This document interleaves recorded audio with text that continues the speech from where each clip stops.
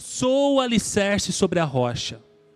Quando veio a enchente, as águas bateram contra aquela casa e não a puderam abalar, por ter sido bem construída. Verso 49. Mas o que ouve e não a pratica é semelhante a um homem que construiu uma casa sobre a terra sem alicerces. E quando as águas bateram contra ela, logo desabou. E aconteceu que foi grande a ruína daquela casa. Feche teus olhos, em nome de Jesus. Senhor Deus, Pai, nós colocamos esse momento diante de Ti, Senhor. Nós sabemos que desde o início desse culto o Senhor vem operando no nosso meio, Pai. Mas, Senhor Deus, eu peço a Ti, Deus, que neste momento, Deus, da palavra, Deus, que o Senhor possa ministrar o coração, Deus, dos Teus filhos, assim como o Senhor ministrou ao meu, Deus, quando eu estava preparando essa palavra. Senhor Deus, Pai, eu peço a Ti em nome de Jesus, Pai. Deus, que não venha o homem vir aqui falar, Deus, mas que o Senhor possa me usar como instrumento nas Tuas mãos essa noite, Deus. Que a Tua palavra possa fluir desse altar, Senhor Deus, como um rio, Senhor. Como uma fonte a jorrar sobre as nossas vidas. Senhor Deus, eu clamo ao Senhor, Deus, que os céus possam se abrir. Senhor Deus, que os nossos corações se abram, que as nossas mentes se abram, a nossa alma esteja aberta para receber ao Senhor. Deus, em nome de Jesus, penetre no mais profundo e traga, Senhor Deus, fruto sobre as nossas vidas, em nome de Jesus. Aleluia.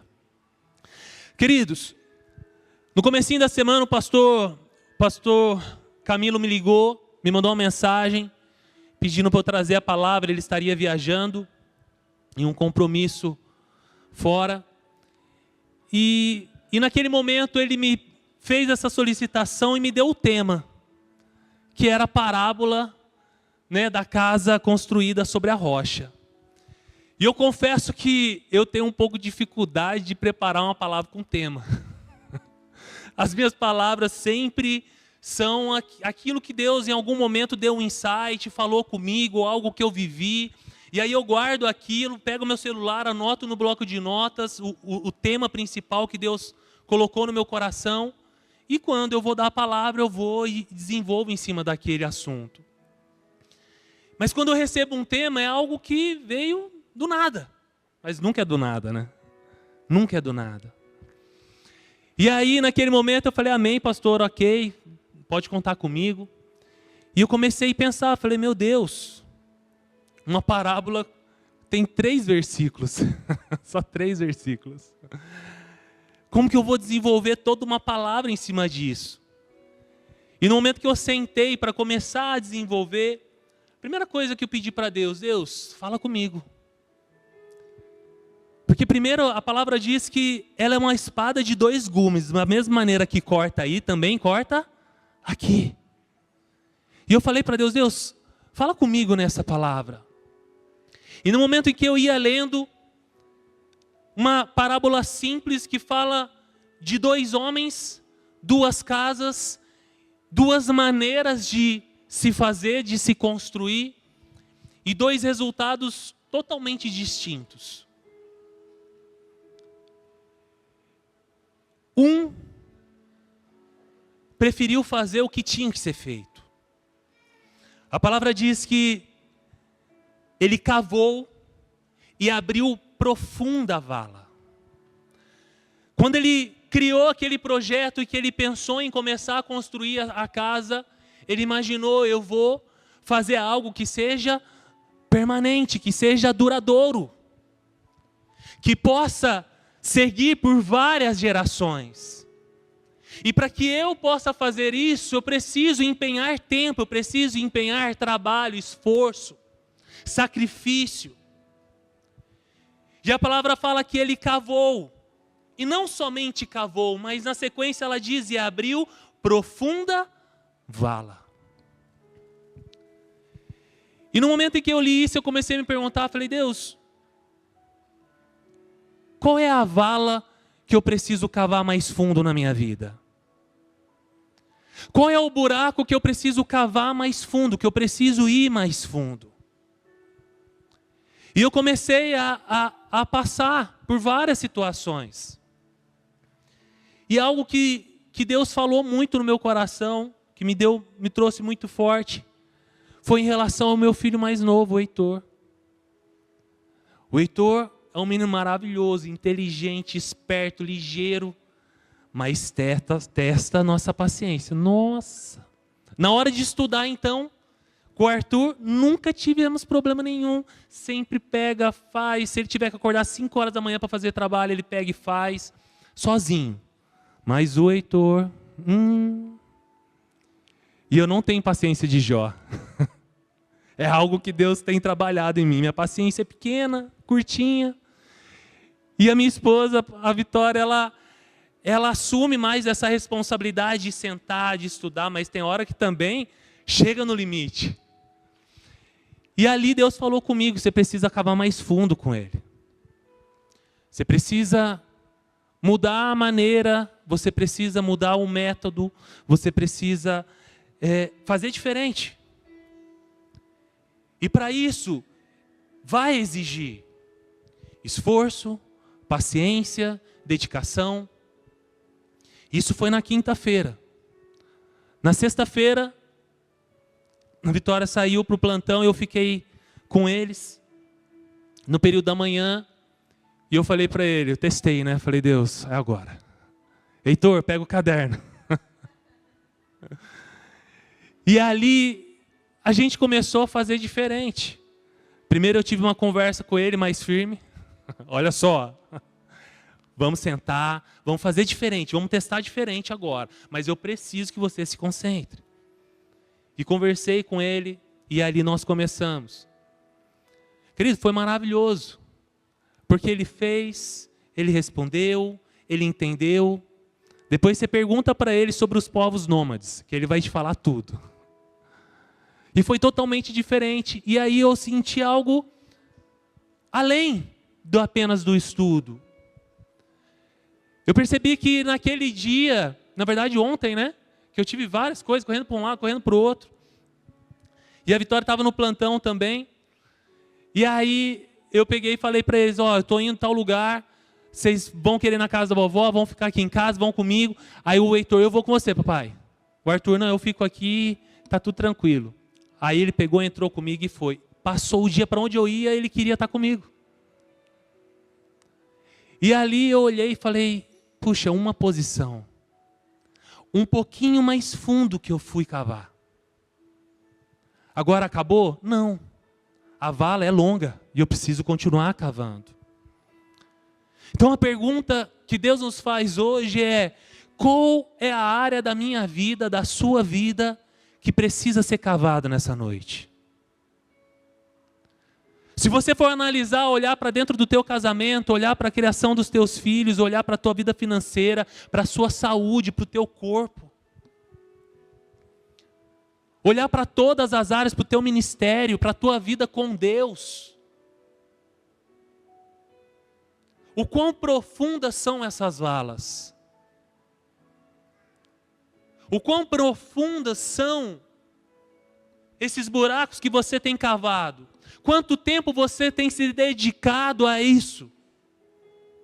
Quanto tempo você tem se dedicado ao seu negócio, à sua esposa, ao seu esposo, aos seus filhos, ao seu ministério, ao seu trabalho, ao sonho que Deus colocou nas suas mãos? O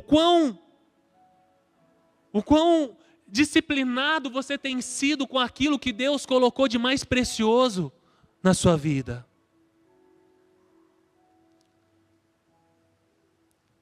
E é isso que nós temos que analisar todos os dias. Deus, aonde que eu preciso fazer diferente? Nós temos a mania de tudo jogar para Deus. Isso é um problema nosso, ser humano. Nós nunca somos responsáveis por nada. Adão, o que aconteceu? Foi a mulher que tu me deste. Ou seja, já colocou a culpa em quem? Em Deus. Deus, se eu não tivesse me dado, não tinha acontecido isso. Aí chega na Eva, o que você fez? Foi a serpente. A culpa nunca é nossa. Eu sempre vou achar um culpado, eu sempre vou achar uma causa, mas eu nunca consigo apontar para dentro de mim e falar, puxa, o que eu preciso fazer diferente? Aonde que eu estou errando? O culto ontem de casais foi sobrenatural. Que palavra! Que palavra! Os casais que não vieram perderam muito, porque foi muito poderoso. E é sobre isso. Sobre a obediência daquilo que Deus tem me pedido. O que Deus tem me pedido. Porque aquele que cavou e abriu profunda vala, ele lançou o alicerce sobre a rocha. Essa semana eu estava passando no Discover e estava falando sobre as construções na Viena.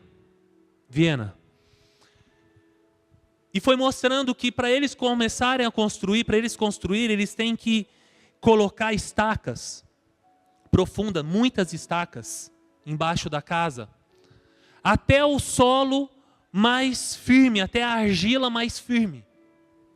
E aí, com aquela quantidade de muitas estacas, uma bem próxima da outra, gera uma pressão que não deixa ceder. E por isso que eles conseguem se manter, né, e as casas lá há centenas de anos e o negócio não cai. Porque está sobre alicerce profundo. Quantos aqui querem cavar profundo na sua vida, em nome de Jesus? Mas cavar profundo, querido, vai exigir de você. Vai suar. Vai ter que ter muito trabalho, muito esforço, muita paciência. Você vai cavar, e entenda, ele cavou até ele achar rocha. Talvez a rocha dessa área que Deus está colocando, te mostrando neste momento, ela está muito profunda e ela vai exigir ainda mais de você. Só que quando você continua e você alcança, você lança o alicerce sobre a rocha.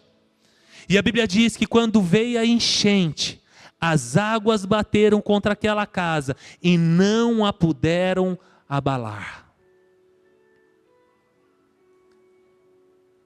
Olha que interessante.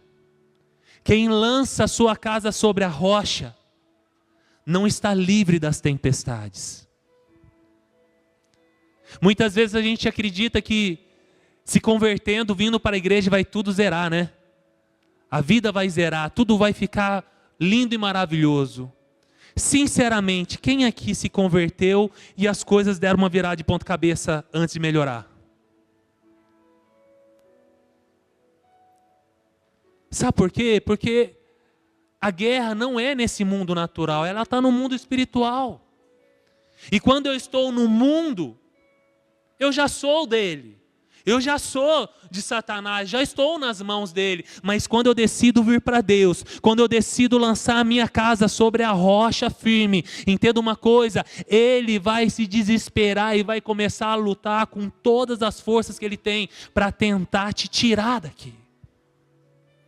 E por isso que muitas vezes, antes das coisas se assentarem, vira um turbulhão as nossas vidas. As tempestades vêm, o barco é jogado para lá, é jogado para cá. O fato de Jesus estar no barco com os discípulos os livrou da tempestade? Não. Mas trouxe uma garantia, que eles chegariam do outro lado. Então eu declaro em nome de Jesus, querido, pode vir a tempestade que for sobre a tua vida, sobre o teu casamento, sobre a tua vida financeira, sobre a tua saúde, mas se Jesus estiver no barco, você atravessará são e salvo, e viverá aquilo que Deus tem separado e preparado para você em nome de Jesus. Você crê nisso? Amém? Creia. Lançar a casa sobre a rocha não me livra das enxurradas que a vida trazem. Mas uma coisa me garante e me dá certeza de que a minha casa permanecerá de pé em nome de Jesus. O teu casamento vai permanecer de pé. A tua vida financeira vai permanecer de pé, a tua saúde, a tua vida espiritual, os teus filhos, os teus negócios, os teus sonhos vão permanecer de pé. Mas para isso eu preciso cavar.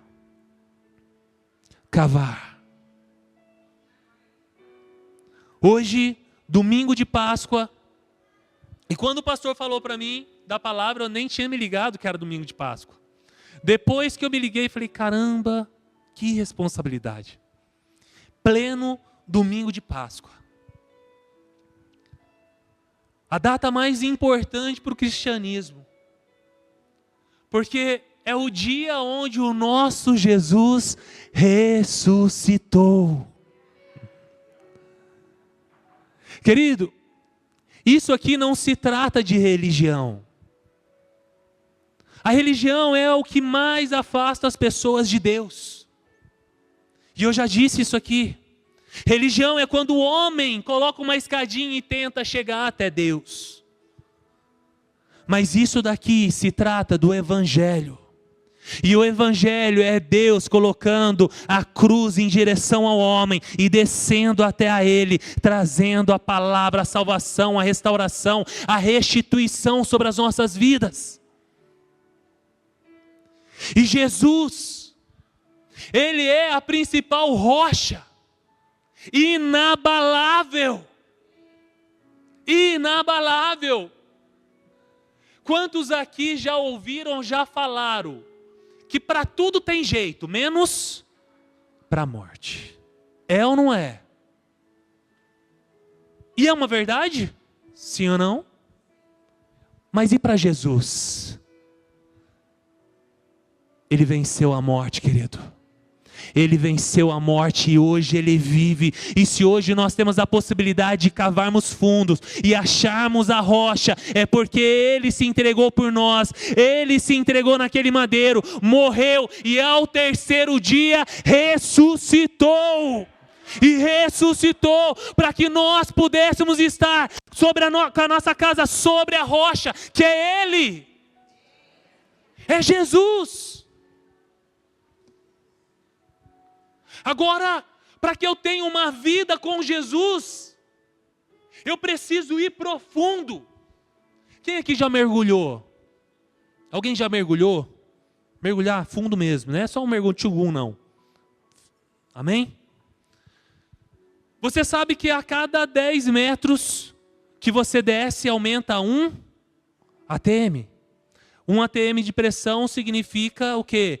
1 tonelada de pressão te comprimindo. Nós, no ambiente aqui, nós já estamos sobre 1 ATM.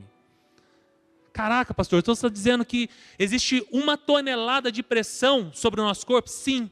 Só que nós já estamos acostumados a isso, então nós nem sentimos.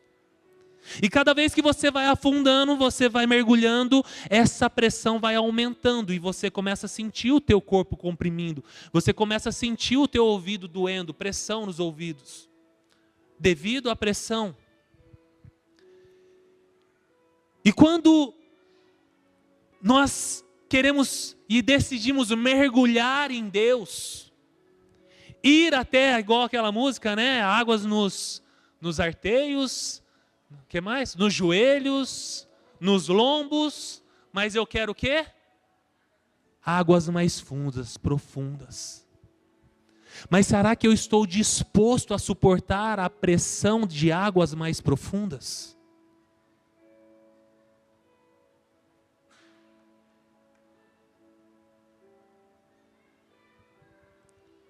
Vamos voltar na responsabilidade. Comecei a falar e não finalizei.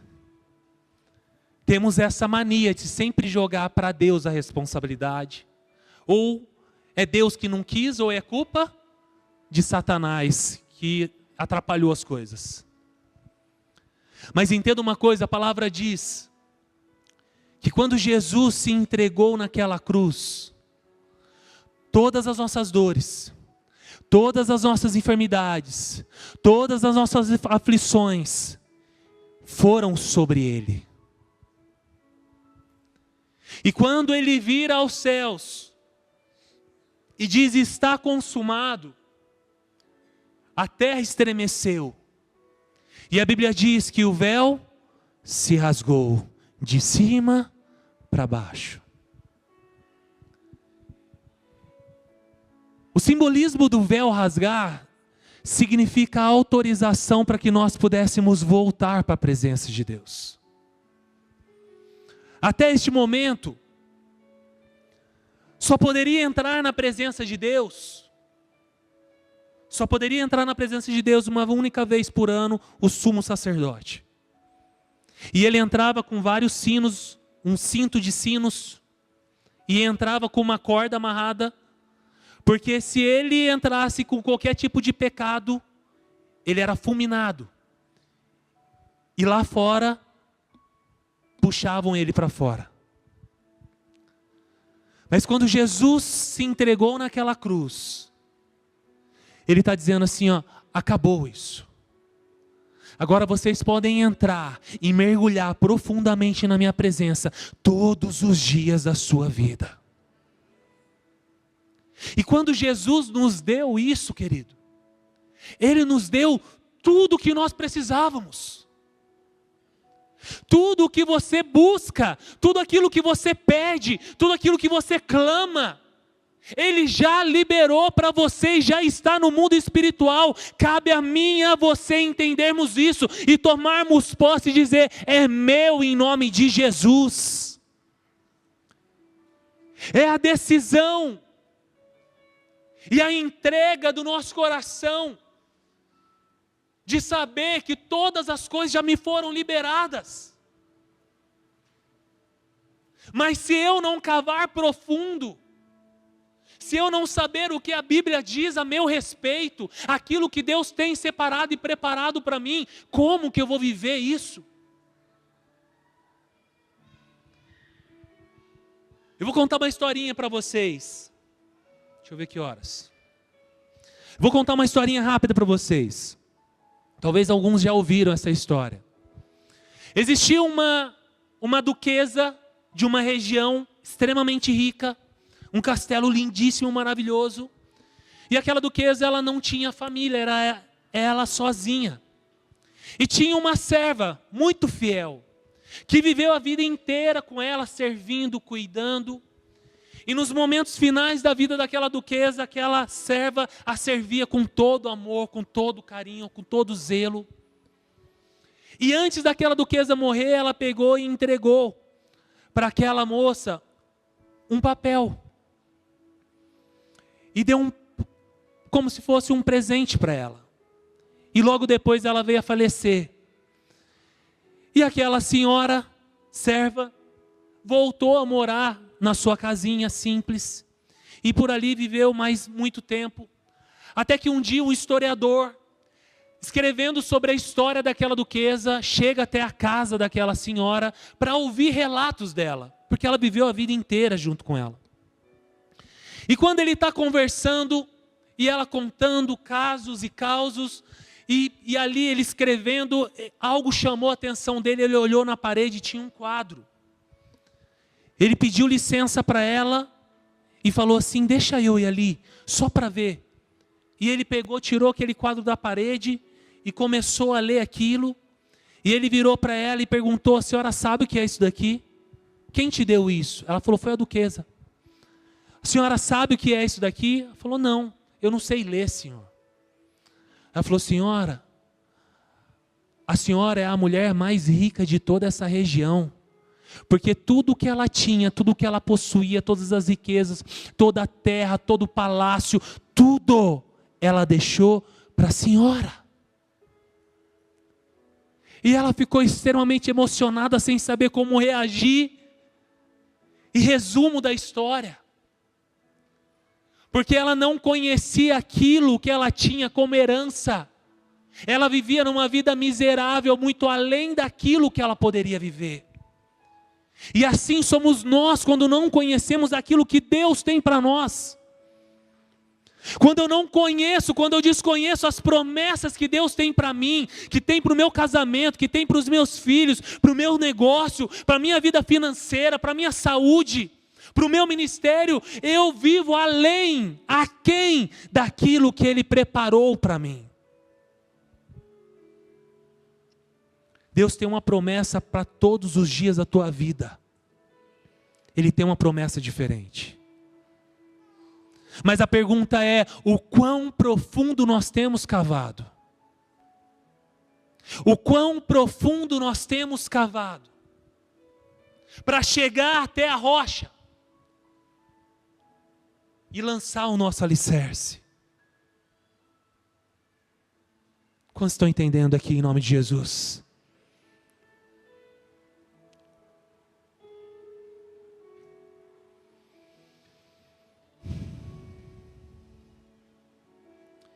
Ezequiel, capítulo 32, verso 1 e 2.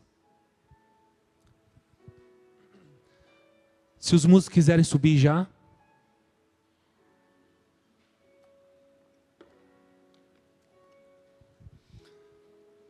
Ezequiel, capítulo 32, verso 1 e 2.